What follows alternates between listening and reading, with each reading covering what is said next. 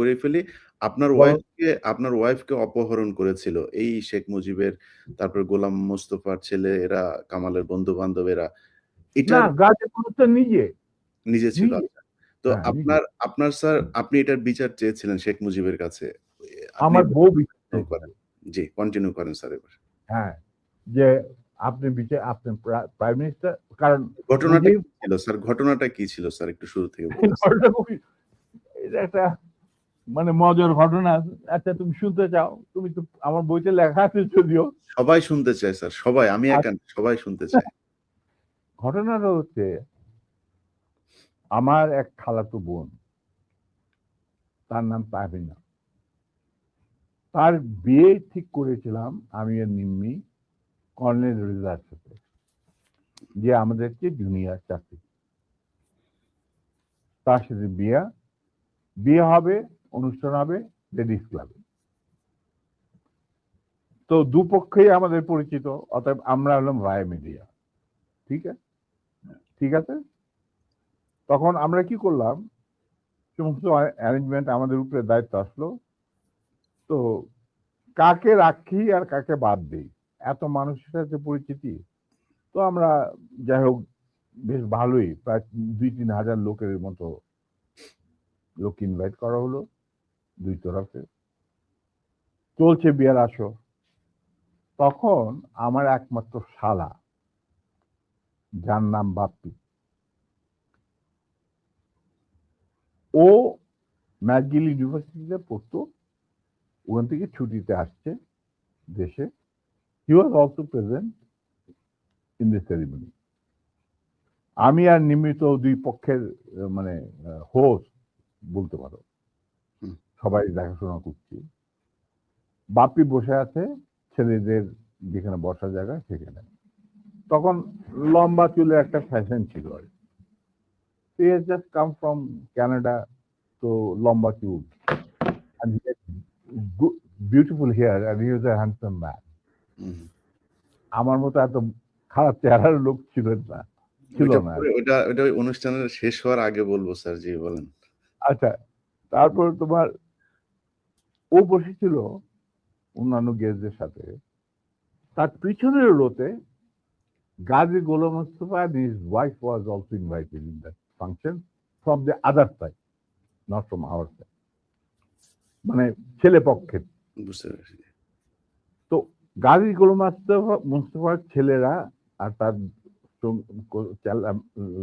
সাঙ্গবঙ্গ পিছনের সিটে, পিছনের রোতে সিটে বসা। তাদের মধ্যে একটা ছেলে বাপ্পির চুল টান দিল পিছন থেকে। তো বাপ্পির পিছনে, ভদ্র মানুষ, বিদেশে থাকে, বিদেশে বড় হয়েছে, পিছিয়ে বললো, কিছু বলে নাই, সামনে আবার ওরা চুল টান দিল।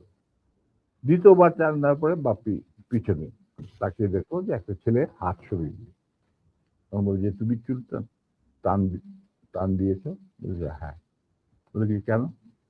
কারণ আমরা দেখছিলাম যে এত সুন্দর চুল, এটা কি পরচুলা না আসল? আচ্ছা, চিন্তা করো। সে তখন ইউনিভার্সিটিতে পড়ে, আর এই পুচকে ছেলে তখন বোধ স্কুলেও পড়ে না, বা স্কুলে 6-7 ক্লাস হবে।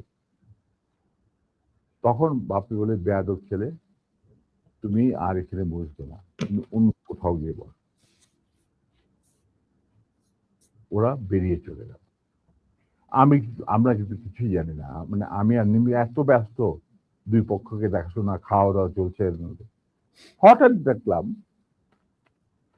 দুটা মাইক্রোবাস, রেড ক্রস আর একটা গাড়ি, গাড়ি, সবুজ রঙের গাড়ি আগে, পিছনের দিন মাইক্রোবাস।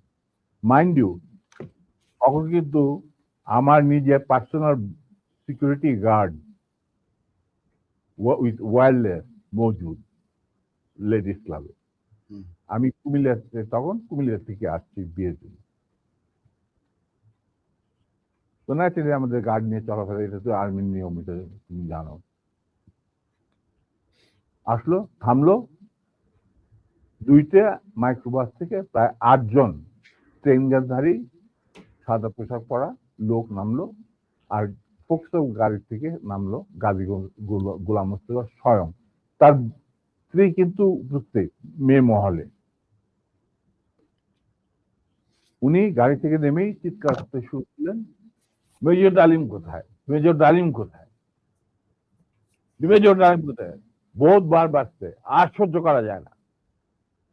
আমি অবাক হইলাম, এরকম চিৎকার করছি কে?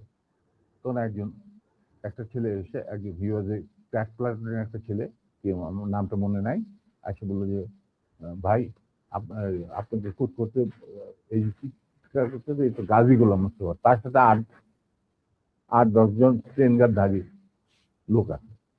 মাইন্ড ইউ, তখন কিন্তু army was deployed in the whole country to recover illegal arms. আর আমাদের ঢাকার হেডকোয়ার্টার ছিল রেস কোর্স। আমরাও সেই অপারেশনে যুক্ত ছিলাম। যাই হোক, আমি বাইরে আসলাম, আসে গাড়ি গোলাম মোস্তফার সামনাসামনি বারান্দাতে। আমি মেজর ডালিম, আপনি আসুন, আপনার বেগম সাহেব তো আছেন ভিতরে, আপনি আসুন, বরবধূকে আপনি দোয়া করে দিন। হারামজাদা বারবার সে আর্মির আজকে আমি উচিত শিক্ষা দেব। আমি দেখলাম আমার চারদিকে ওই ট্রেনের ঠেকাইলেও প্রায় 4-5 জন মানুষ, আর 4-5 জন খালে দাঁড়িয়ে। আমরা এই যে কি, আমি একজন ট্রেন মানুষ, আমার স্কট আছে ওখানে প্রায় 4-5 জন, ওয়্যারলেস আছে, I can call anyone any time, MP unit, যে ইউনিট দরকার হয়। এই কি অবস্থা, একটা বিয়ে বাড়ির মধ্যে এরকম একটা হুলস্থুল কাণ্ড। আপনি দেখেন কিছুই কি ব্যাপার, কি আপনি এতটা উত্তেজিত করেন? আমি তো জানি না যে এর মধ্যে কি ঘটনা ঘটে। ওগুলো ওঠ, এ উঠা, মাইক্রোবাইক আমাকে ঠেলতে ঠেলতে নিয়ে যাচ্ছে মাইক্রোবাইক। আপনি ব্যাপার কি গাড়িতে? এটা একটা বিয়ে বাড়ি, একটা মেয়ের বিয়ে হচ্ছে, আর আপনি আমাকে বলছেন উঠ। কি আমার কাপড় টাপড় ধরে টানা 4 জন মিলে আমাকে উঠালো। খবর চলে গেল ভিতর অন্য মহলে। নিম্মি আর আমার শাশুড়ি, আমার খালার শাশুড়ি মানে কন্যার মা, উনি বেরিয়ে আসলেন। ওনারা আসলেন যে কি ব্যাপার, দেখে যেরকম আমাকে ঠেলাঠেলি করে উঠানো হচ্ছে মাইক্রোবাসে। আমি মাইক্রোবাসে উঠলাম, উঠে দেখি চুল্লু আর আলম নামে 2 জন মুক্তিযোদ্ধা, ক্র্যাক প্লাটুনের সদস্য, তারা ছিল আমার ছোট ভাই স্বপনের সাথে, স্বপন বীর বিক্রম। ওদেরকেও মারতে মারতে মানে রক্ত বের করে ফেলেছে, মুখ দিয়ে রক্ত ঝরছে, আহত অবস্থায় তারাও মাইক্রোবাস। তখন আমার খালাম্মা গাজীকে বললো, গাজী সাহেব আপনি কি করছেন? আমার মেয়ের বিয়ে হচ্ছে, আর দে আর দি,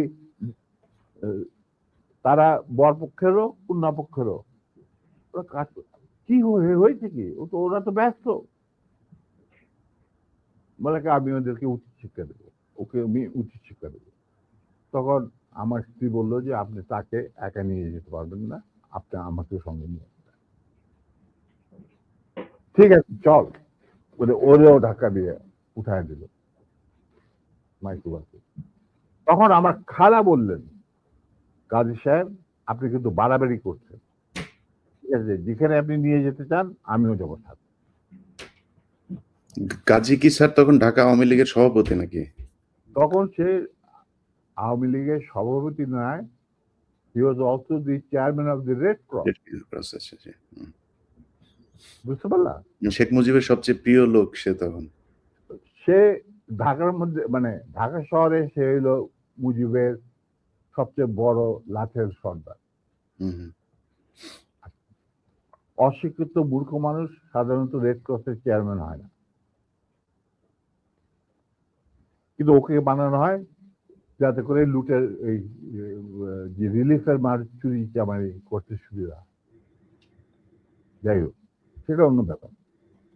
তারপরে আমাদেরকে নিয়ে উনি গাড়ি ঘুরে চললেন প্রথম ফার্ম গেট দিয়ে ভিতরে ঢোকার পরে আমি দেখলাম যে আরে সর্বনাশ কোথায় চাচ্ছে লক্ষ্মীবাড়ি ক্যাম্পে নাকি। তখন আমি চিন্তা করছি কি করি, এর মধ্যে আমার খালা আর নিমি নিজেদের শাড়ি ছিঁড়ে চুল্লু আর আলমকে ব্যান্ডেজ করে দিয়েছে, মানে যেখানে যেখানে ক্ষত, তার দিকে রক্ত পড়ছিল।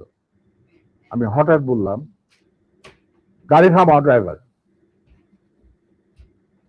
In the meantime Swapan Bapi ওরা কিছু গেস্টকে বোধহয় নাম বাড়িতে পৌঁছে দেওয়ার জন্য নিয়ে গেছিল গাড়ি করে, বা ওদের গাড়ি আসছিল না, ছিল কিছু, ওরা উপস্থিত ছিল না।